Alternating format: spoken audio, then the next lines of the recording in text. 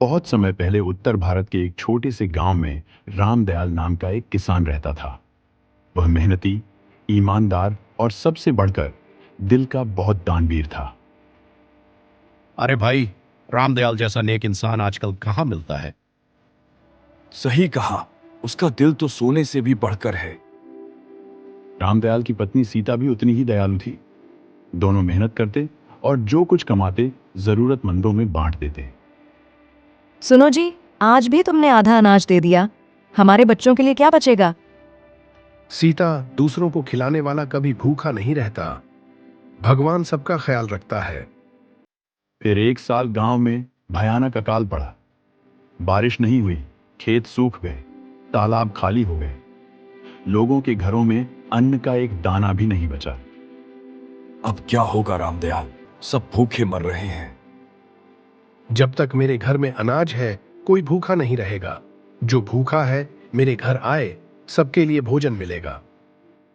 रामदयाल सबको भोजन बांटता रहा, पर कुछ लालची लोग भी झूठ बोलकर आने लगे। अजी अब बस करो, बच्चों के लिए भी कुछ रख लो। सीता, दूसरों को खिलाने में ही सच्चा सुख है। सीता ने कुछ नहीं कहा, बस पति के विश्वास पर मुस्कुरा दी। एक दिन एक साधु गांव में आया, भूखा और थका हुआ। बेटा, कई दिन से भूखा हूं। क्या कुछ खाने को मिलेगा? अवश्य बाबा, यह लीजिए मेरा आखिरी अनाज। आप पहले खा लीजिए। तू जानता है ये तेरा आखिरी अनाज है। जी बाबा, पर शायद किसी भूखे को खाना खिलाना ही असली पूजा है। अचानक साधु के शरीर से तेज प्रकाश निकला। वह असल में राजा था, जिसने किसान की परीक्षा लेने के लिए साधु का रूप लिया था।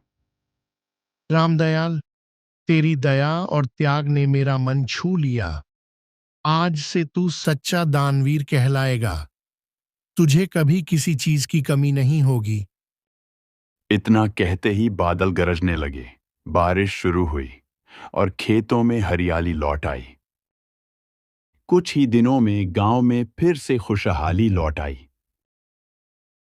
ये सब रामदयाल की दानशीलता का फल है।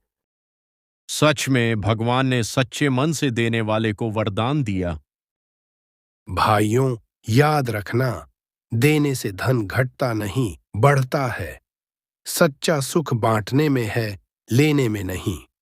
सूरज ढल रहा था और खेत सुनहरी रोशनी में नहा रहे थे। रामदयाल अपने बच्चों को समझा रहा था। बेटा, सच्ची अमीरी सोने चांदी में नहीं, दूसरों की मदद में होती है। हम भी आपकी तरह दानवीर बनेंगे पिताजी। और इस तरह गांव में यह कहावत अमर हो गई, जिसने दिया वही सच्चा धनी है।